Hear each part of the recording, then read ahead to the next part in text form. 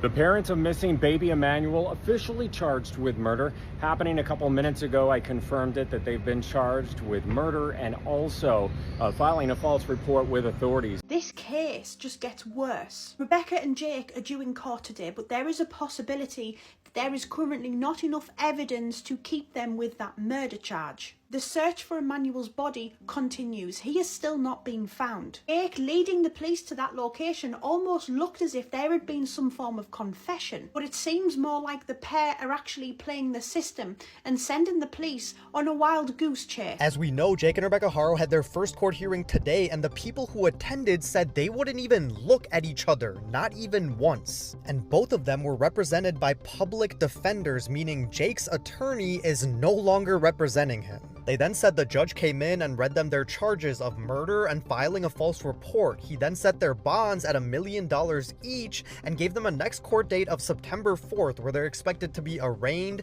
and give their pleas. The baby Emmanuel case has taken an even darker turn. Newly released court filings, fresh witness statements, and shocking investigative leaks are painting a far more disturbing picture than anyone expected. What began as a desperate plea for help has now unraveled into one of TikTok's most unsettling scandals. This update brings major revelations, and the stakes have never been higher. This is the latest breaking update on the People vs. Jake and Rebecca Haro. What started as a simple missing child report has spiraled into one of TikTok's most closely watched true crime cases. Over the last few weeks, this story has consumed online discourse. Newly released court documents, witness statements, and investigative leaks have transformed this from a possible abduction into a tangled web of first-degree unaliving charges, false reporting, and extreme child neglect. TikTok isn't just watching, it's actively shaping the narrative. Millions are glued to every twist, dissecting timelines, analyzing inconsistencies, and debating theories across live streams and comment threads. Hashtags trend daily, content creators turn into digital detectives, and each new revelation fuels an online trial that runs in parallel to the official courtroom proceedings. News outlets now reference TikTok timelines. Lawyers are issuing statements to address viral claims. Investigators face mounting pressure as public opinion forms faster than evidence can be confirmed. Even the judge has acknowledged the case's heightened scrutiny, warning against misinformation campaigns that risk interfering with due process. This isn't just a courtroom battle anymore. It's a digital war over truth, perception, and justice. And every update raises more questions than answers. New development: Rebecca's viral TikTok plea once united millions in a desperate search for Emmanuel. Her emotional videos triggered waves of sympathy, creating hashtags, live streams, and non-stop reposts across TikTok, Instagram, Facebook, and even mainstream news outlets. Viewers watched Rebecca cry on camera, begging for help, and entire communities organized online to amplify her voice. And I saw white in the hearings, and I fell on the floor, and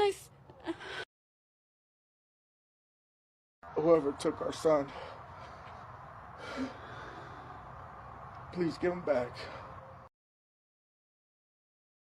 But newly surfaced court documents now challenge nearly everything she claimed. According to updated filings, investigators have released supplemental reports highlighting multiple contradictions in both Jake and Rebecca's accounts. These aren't minor. They strike directly at the core of the investigation. There are multiple timeline mismatches, inconsistent reports about Emmanuel's last known whereabouts, and conflicting statements about their activities between August 5th and August 14th. Those 9 days are now considered the critical window surrounding Emmanuel's disappearance and have become the prosecution's main focus. Court insiders revealed investigators cross-referenced Rebecca's TikTok activity, GPS data, phone records, and eyewitnesses' reports against her police statements, and the gaps are widening significantly. For example, Certain TikTok drafts and location data suggest she may have been somewhere entirely different from where she testified to being on both August 10th and 11th.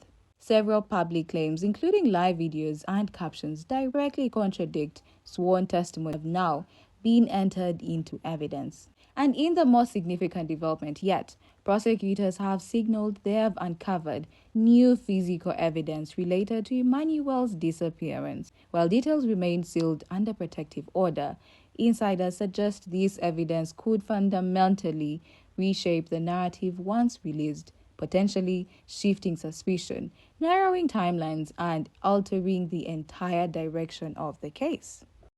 So On the Tira has shared this picture, and they say that it looks like 3 people over here in the very corner down here that's not circled, a baby and a stroller in the tunnel. Now this picture is the location on the exact opposite side of where Jake took the people to search for and the cadaver dogs were. So other side, they wouldn't have been over there. But I don't know. It's not confirmed or anything. It's clearly 3 people. I don't know about the stroller or the baby, but what do you guys think about that? Now, earlier today on the Tira 2 also confirmed that there is camera footage from August 10th that confirms that baby Emmanuel was with Rebecca and Jake Haro at Costco on August 10th. So we do know that he was last seen at least August 10th, but it is not confirmed that baby Emmanuel has been seen since then. Now, we do know that both parents were charged today in court, and Rebecca is still insisting that her child was kidnapped. It is also reported that today in court, Rebecca and Jake would not even look at each other. The courtroom bombshell. Jake and Rebecca appeared again in Riverside County Court, where prosecutors revealed new and critical witness testimony suggesting Emmanuel may have been last seen much later than the Haros initially claimed. This revelation directly undermines their previous timeline and raises serious doubts about what really happened in those final days. According to the courtroom sources, one witness stated they saw the Haros with Emmanuel several hours after the time Rebecca originally reported he had disappeared. Drove over and he landed. You see that fence right there? Yeah. Yeah, and that fence. Oh, so he just threw him? Yeah. Like he just threw him. And then he rolled. And that's where he landed, like in that fence.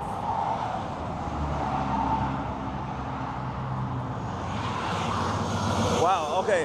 So a lady right here just said that I guess he had pulled over to the side of the freeway right here, and in a trash bag, he threw him and he rolled all the way down to where you see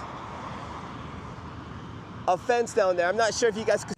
This directly contradicts her sworn statements and opens an entirely new investigative angle. Prosecutors also hinted that additional testimonies are expected in oncoming hearings, which could further dismantle the Haro's original narrative.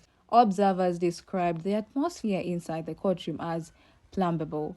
The tension was so heavy it felt almost suffocating. Jake sat motionless, his arms tightly folded, jaw clenched, glasses fixed forward, deliberately avoiding an eye contact with Rebecca. He never turned his head toward her, not even once. Rebecca, by stark contrast, looked completely exhausted and emotionally shattered. Her eyes were visibly red and swollen, her voice cracked under questioning, and she appeared distant, as if disconnected from everything unfolding around her. Reporters present noted that the Haros acted like total strangers, sitting only feet apart but with an emotional wall between them. There was no whispering, no exchanged looks, and no coordinated reactions, just silence. Legal analysis observing the trial have suggested that this growing distance signals each parent may be preparing to protect themselves rather than maintain a united defense. The judge added weight to their theory by officially confirming that plea deals are now on the table, marking a significant shift in the trial's strategy. Prosecutors have openly hinted that one parent could be offered a reduced sentence in exchange for full cooperation, making it increasingly likely that either Jake or Rebecca may decide to turn on the other to secure their own survival. As we know, Jake and Rebecca Haro had their first court hearing today, and the people who attended said they wouldn't even look at each other, not even once. And both of them were represented by public defenders, meaning Jake's attorney is no longer representing him. They then said the judge came in and read them their charges of murder and filing a false report. He then set their bonds at $1 million each and gave them a next court date of September 4th, where they're expected to be arraigned and give their pleas. And on their way out, Exhibit B. Rebecca's former private attorney, Vincent Hughes, has filed his official motion to withdraw, citing irreconcilable differences with his client. According to insiders, Hughes repeatedly struggled to obtain full cooperation from Rebecca and claimed she withheld critical details that directly impacted his ability to represent her effectively. Sources close to the legal team revealed that Rebecca allegedly avoided answering key questions and provided incomplete statements about events surrounding Emmanuel's disappearance. This lack of transparency made it increasingly difficult for Hughes to build a strong defense. Court records now show that Rebecca has begun interviewing multiple replacement attorneys, including several high-profile criminal defense specialists, signaling not just a complete breakdown of trust with her previous counsel, but also a possible shift toward a far more aggressive legal strategy. Legal analysts believe this move indicates Rebecca may be preparing to separate her defense from Jake's entirely, focusing on protecting herself first. Jake, however, remains with a public defender for now, but even that arrangement appears unstable. Deputy Public Defender Brian Cosgrove told reporters this case is reaching a point where joint defense strategies are collapsing. Separate counsel will be essential. The parents of missing baby Emmanuel officially charged with murder. Happening a couple minutes ago, I confirmed it that they've been charged with murder and also filing a false report with authorities. So I'm here in front of the courthouse. This is in downtown Riverside. This is the Hall of Justice here, and you can see already there is a lot of news media from around the country and Southern California going to be covering the case. Kind of wraps around the block. I'm going to head into court right now as well. We're going to have updates throughout the day. They're scheduled to be arraigned at 1:30 local time. Behind the scenes, it's becoming increasingly clear that Jake's legal team is preparing to distance his defense from Rebecca's claims. Translation: they are no longer a united front. Their legal paths are splitting rapidly, and each may soon fight for survival on their own. Exhibit C. Rebecca still claims she just wants to find Emmanuel and continues to maintain her innocence publicly. However, prosecutors have highlighted 3 major contradictions that are now undermining her credibility and forming a key part of the prosecution's case. 1. Initial police report versus TikTok statements. Investigators noted that Rebecca's original police report differs significantly from the timeline she presented in multiple TikTok videos and live streams. In her initial report, she claimed Emmanuel disappeared earlier than later statements suggested. Prosecutors have matched these inconsistencies with her TikTok timestamps to demonstrate shifting narratives. 2. This case just gets worse. Rebecca and Jake are due in court today, but there is a possibility that there is currently not enough evidence to keep them with that murder charge. The search for Emmanuel's body continues. He has still not been found. Jake leading the police to that location almost looked as if there had been some form of confession, but it seems more like the pair are actually playing the system and sending the police on a wild goose chase. Without Emmanuel's body being found or some serious evidence to suddenly come to light, all the police really have is blood being found in the home and a story which has a lot of holes in it. Then we have Rebecca Haro, who is currently talking to reporters from inside of the prison. She is releasing statements like this: he is a good dad, he would never hurt a baby. Firstly, he already has hurt a baby. his 10-week-old daughter, which he was convicted for in 2023. The poor daughter who is now left with permanent brain damage. This all to me comes across like the pair are very much pleading their innocence. Now, Rebecca and Jake Haro are actually at the forefront of a different child cruelty case which is currently ongoing, so that alone should be enough at the minute to keep these two in prison. But for how long? Court testimony versus public defense of Jake. Despite Jake's documented 2018 conviction for harming a 10-week-old infant, Rebecca repeatedly told her TikTok audience he could never hurt a baby. Prosecutors are using this contradiction to argue that Rebecca deliberately misled both her followers and investigators, creating doubts about her reliability as a witness. Phone data versus statement. Investigators allege that Rebecca's phone location data conflicts with her sworn testimony about where she was during critical dates surrounding Emmanuel's disappearance.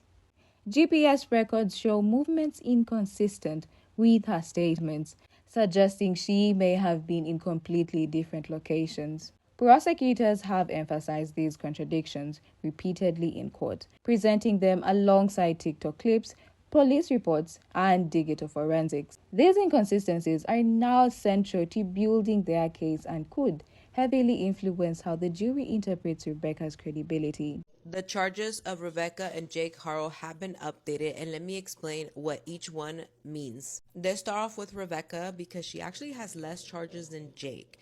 The first one being 187, Redmore with malice, which is a felony. 148.5, falsely report of a rhyme, which is a misdemeanor. 187, Redmore first degree. Then she has the 300, which is a child who has been abused, neglected, or is at a substantial risk of serious harm. Now, Jake has 7 total.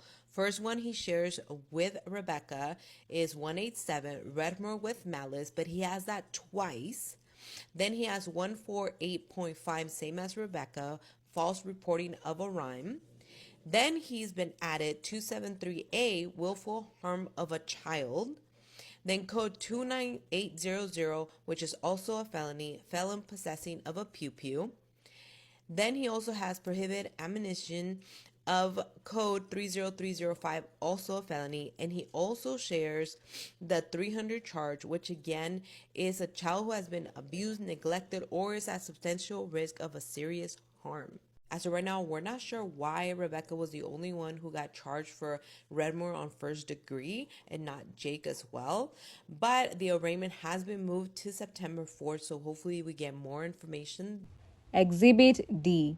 Investigators have confirmed new surveillance footage showing Jake, Rebecca, and Emmanuel together at Costco on August 10th, just 4 days before Emmanuel was reported missing. This confirmation is highly significant because it directly contradicts Rebecca's earlier statements about when she last saw her son. Prosecutors now believe this adjusted timeline could prove pivotal in exposing inconsistencies in both parents' accounts. According to sources close to this investigation, the Costco footage is clear and time-stamped, showing the family shopping together, which undermines claims previously made in Rebecca's TikTok videos and police statements. Legal analysts suggest this evidence could be used to challenge Rebecca's credibility on the stand. Additionally, a credible witness has stepped forward claiming she saw Jake throw a large trash bag into a raven in Moreno Valley on or around the same dates. This isn't just speculation. The witness provided a detailed description of the time, location, and vehicle involved. The area identified was later searched extensively by cadaver dogs, drones, and forensic teams who spent several days combing through steep terrain and heavily wooded areas. Investigators reportedly collected several items of interest from the scene, including what appeared to be potential fabric remnants and traces of organic material. While officials have not yet disclosed the exact nature of the evidence, insiders say forensic testing is already underway. Legal experts explain that if forensic analysis confirms any of these recovered materials are linked to Emmanuel, it could completely alter the trajectory of this trial. It could not only tighten the timeline but also bolster the prosecution's argument that Jake may have deliberately disposed of evidence, making this one of the most critical developments in the case so far. Exhibit E. Experts caution that extreme California heat has likely accelerated decomposition, making the search for Emmanuel's remains significantly more challenging. High temperatures can cause rapid soft tissue breakdown, while dry conditions can alter decomposition rates unpredictably. In addition, the open, rugged terrain where investigators are searching has become a major obstacle. A forensic pathologist explained in greater detail.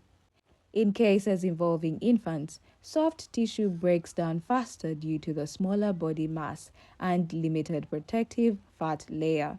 Bones are smaller, lighter, and more fragile, which makes them far more susceptible to damage or complete destruction. Scavenger activity, especially from wild animals like coyotes and birds, can scatter remains over large areas, making detection incredibly difficult. So On the Tira has shared this picture, and they say that it looks like 3 people over here in the very corner down here that's not circled, a baby and a stroller in the tunnel. Now this picture is the location on the exact opposite side of where Jake took the people to search for and the cadaver dogs were. So other side, they wouldn't have been over there. But I don't know. It's not confirmed or anything. It's clearly 3 people. I don't know about the stroller or the baby, but what do you guys think about that? Now, earlier today on the Tira 2 also confirmed that there is camera footage from August 10th that confirms that baby Emmanuel was with Rebecca and Jake Haro at Costco on August 10th. So we do know that he was last seen at least August 10th, but it is not confirmed that baby Emmanuel has been seen since then. Now, we do know that both parents were charged today in court, and Rebecca is still insisting that her child was kidnapped. It is also reported that today in court, Rebecca and Jake would not even... Without a recoverable body or significant biological evidence, prosecutors may be forced to rely almost entirely on circumstantial findings, timelines, digital records, and witness testimony to build their case. Exhibit F. Detectives have recovered deleted TikTok videos and drafts, full phone location histories, cloud backups of private messages, vehicle GPS data. Some confirm that these digital records are being meticulously analyzed to reconstruct an exact timeline of events. Several recovered TikTok drafts from Rebecca's account reportedly contain hidden metadata, including upload times, device IDs, and precise geolocation tags that do not match her public statements or sworn testimony. Leaks suggest some TikTok timestamps directly contradict Rebecca's narrative, placing both her and Jake at locations they previously denied visiting on critical dates. Prosecutors are preparing to present these inconsistencies in court, reported by synced TikTok data, cloud backups, and message logs. These contradictions are expected to play a central role in upcoming hearings, as investigators argue the Haros may have deliberately misled law enforcement. In addition, investigators are combing GPS data from their vehicle with cell tower pings, app usage records, and recovered messages to map out exact movements minute by minute during the 9-day window in question. Early analysis reportedly reveals unusual travel patterns that weren't disclosed in initial police interviews. This comprehensive digital reconstruction could become one of the prosecution's most powerful tools, connecting actions to timelines and potentially dismantling the Haro's entire defense strategy. The fallout. Public sentiment has shifted drastically and continues to evolve with each new update. Where TikTok once amplified Rebecca's pleas, creators are now openly questioning her story, breaking down every detail, and challenging her claims in real time. Hashtag Justice for Emmanuel is trending daily across multiple platforms, generating tens of millions of views per update as people follow every twist. TikTok digital detectives are meticulously reconstructing a comprehensive timeline, cross-referencing surveillance clips, geotags, TikTok drafts, and even leaked evidence from court filings. Influencers are live streaming hour-long breakdowns of the case, using visual maps, timelines, and data overlays to highlight inconsistencies and potential leads. Reddit, Discord groups, and Twitter threads have formed their own investigative communities, compiling theories and crowdsourcing tips. Riverside CPS has now permanently removed a second child from the Haro home, a decision that has intensified public outrage and deepened speculation about previously unknown patterns of neglect. Trust in the Haros has completely collapsed. Every move Jake and Rebecca make, from their courtroom body language to their deleted social media posts, is under intense, round-the-clock scrutiny. Content creators and followers alike are dissecting even the smallest details, desperate to uncover clues that could explain what really happened to baby Emmanuel. The judge's updated analysis. This case is no longer just about Emmanuel. It's about how TikTok has completely blurred the line between genuine public empathy and what has essentially become a full-scale trial by social media. With millions of users acting as digital jurors, every clip, live stream, leaked document, and speculative theory is influencing perceptions long before a single legal verdict is reached. At the start, millions defended Rebecca with hashtags rallying behind her tearful pleas and entire online communities mobilizing to help. But as more evidence surfaces, trust has begun to fracture at an accelerating pace. Even among her supporters, doubts are growing as new contradictions between her statements, digital timelines, and court filings come to light. Millions still want to believe her, clinging to the hope of a mother seeking justice. Yet each fresh revelation pushes this farther from being seen as a simple family tragedy and closer to what looks like a carefully orchestrated deception. The critical question now looms larger than ever. Are we witnessing devastated parents truly desperate for answers, or orchestrators of an elaborate cover-up weaponizing social platforms to control the narrative and sway public perception?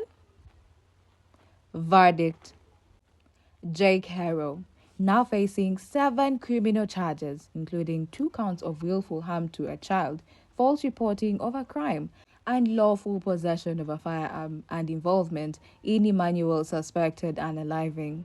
Legal experts say the prosecution is pursuing an aggressive strategy against him. Rebecca Haro, facing 4 serious charges, including first-degree unaliving, filing a false police report, and child endangerment. Her role remains under heavy scrutiny as prosecutors highlight contradictions in her statements and timeline. Baby Emmanuel, still missing. New leads have surfaced, including forensic findings and witness reports, but authorities are yet to confirm any recovery or definitive conclusions. That's the latest update. But this case is far from over. In this courtroom, you remain the jury. Do these developments change your verdict? Are Jake and Rebecca guilty, innocent, or victims of a bigger story? Comment your decision below and subscribe for ongoing updates. The next hearing could completely reshape this case. Hashtag Justice for Emmanuel, or hashtag TikTok Court, or hashtag Case Update, or hashtag Breaking Update.